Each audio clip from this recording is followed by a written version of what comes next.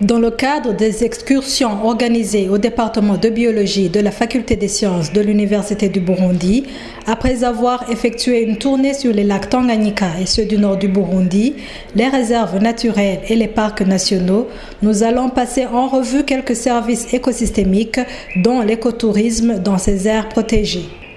À titre exemplatif, le parc national de la Rusizi, une beauté touristique hors pair, attire beaucoup de Burundais et d'étrangers grâce aux oiseaux migrateurs qui viennent se poser sur le dos des hippopotames, ces derniers étant sur les petites monticules de terre au milieu de la grande Rusizi.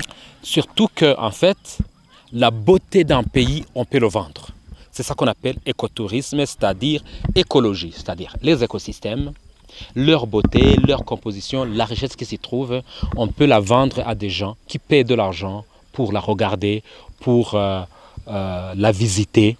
Et donc, hier, on a montré et on a parlé de l'écotourisme au niveau du parc national de la Rusizi, parce que c'est le parc qui rentre beaucoup d'argent et l'argent qui est rentré par les touristes et surtout étrangers.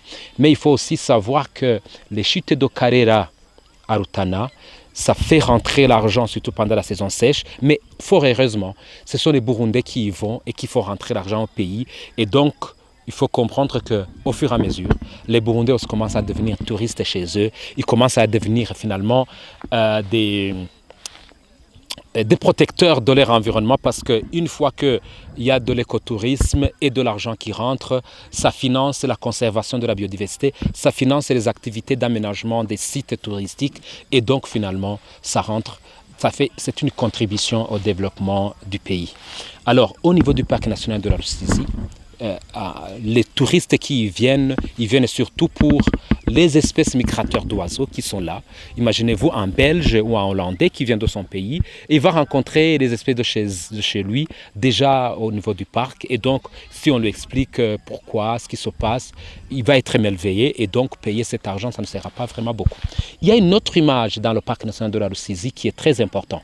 C'est le fait de voir des hippopotames dans l'eau qui sont sur des petites monticules de l'eau, on les observe parfaitement, avec ces oiseaux migrateurs, avec des crocodiles, et ça donne une image que je qualifie de spectaculaire que les touristes préfèrent dans le parc.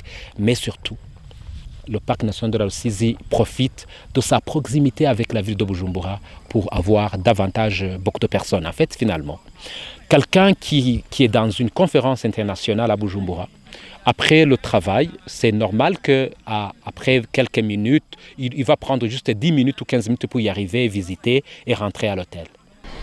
Finalement, qu'est-ce qu'un service écosystémique? Ce sont des services qui sont rendus par les écosystèmes.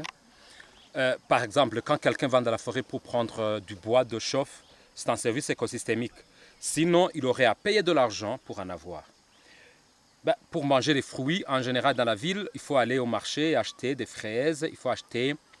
Mais ici, on peut passer ici et acheter, au lieu d'acheter les fraises, on peut manger les mûriers. Donc, ici, on appelle ça inhere en Kirundi, et donc c'est mangeable. Un enfant qui vient de la forêt,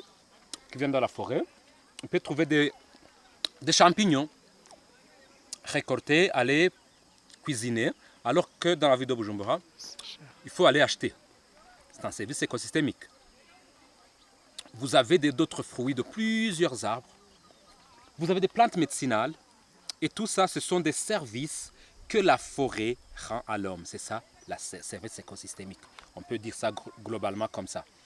Après avoir décrit la forêt de la Kibira, située sur la crête Congo-Nil, divisant les eaux se dirigeant vers l'océan Atlantique et la mer Méditerranée, le docteur Jacques Ngengurutse nous partage quelques-uns de ces innombrables services rendus à la population. En effet, constituant une zone d'approvisionnement, une identité, un lieu de refuge et un berceau, une histoire de mythes et de légendes, ce trésor national est étonnant à plusieurs égards.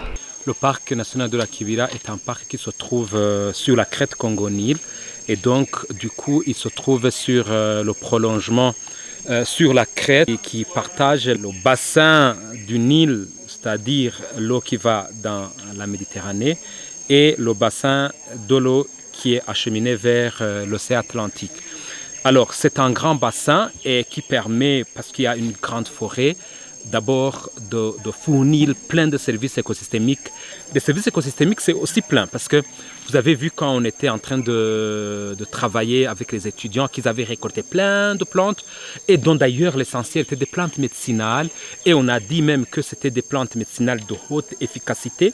Et imaginez-vous les gens qui sont autour de la Kibira, qui peuvent se soigner grâce à ces plantes, et donc il y a un coût, il y a plutôt un bénéfice qu'ils tirent de ces plantes, parce qu'ils n'auront pas besoin d'aller à la pharmacie pour se soigner, mais ils vont se recourir. Vous avez vu plein de plantes, d'ailleurs certaines avaient un bon goût, qui était bon à manger.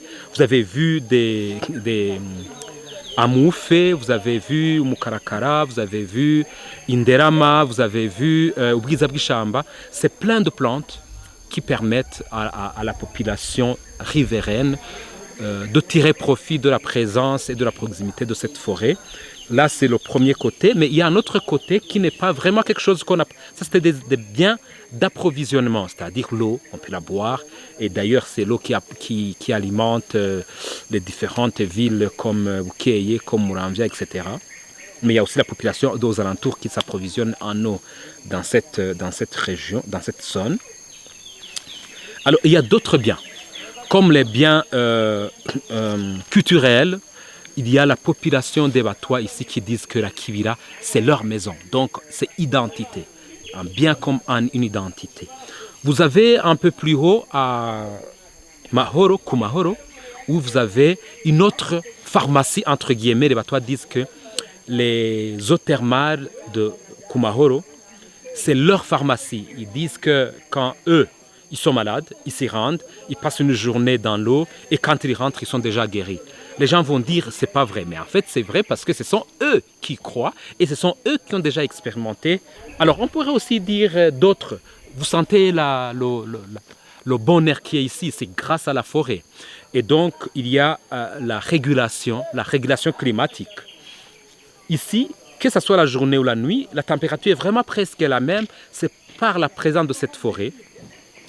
Vous avez la purification de l'air. Ici, si on était en ville, et ici, si on mesurait la quantité de l'oxygène finalement qui permet d'avoir une bonne respiration, c'est sûr qu'on trouverait qu'ici il y a un bon air, beaucoup d'oxygène.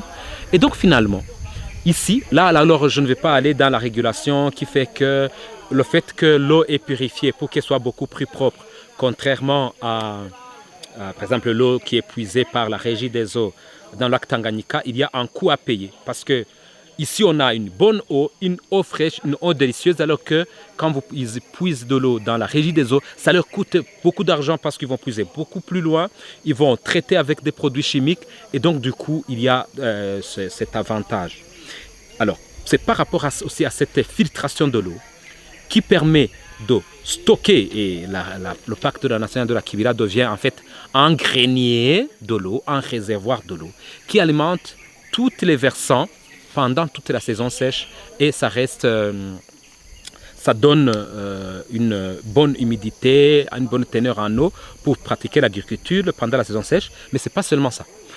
C'est un double avantage, parce qu'en stockant l'eau pour la laisser couler au fur et à mesure durant toute l'année, ça réduit l'érosion, ça réduit les inondations et les crues dans les plaines, dans les rivières, dans les marais.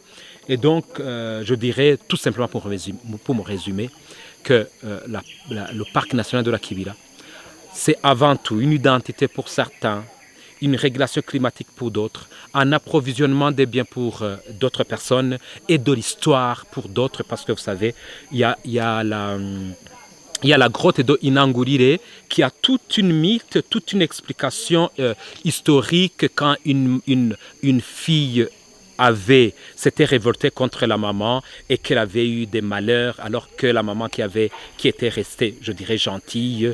Les gens qui vont là, ils vont y trouver du bonheur. Tout ça, on ne peut pas entrer en profondeur, mais c'est pour dire que le parc national de Kibira, il est grand, mais aussi il est vaste d'histoire, il est vaste de richesse. C'est vraiment un trésor du pays.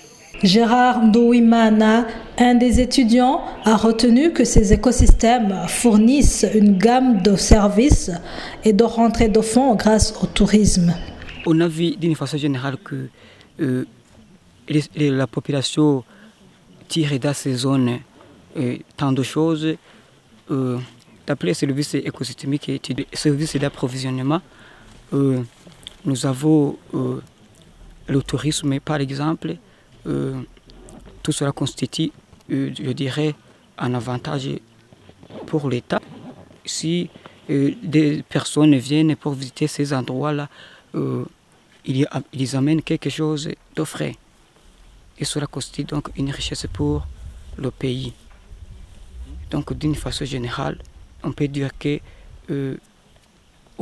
il faut sensibiliser s'il le faut aux associations chargées de la protection de ces zones, de bien garder ces zones, puisque ces zones constituent un atout et une richesse pour la population en particulier et le pays en général.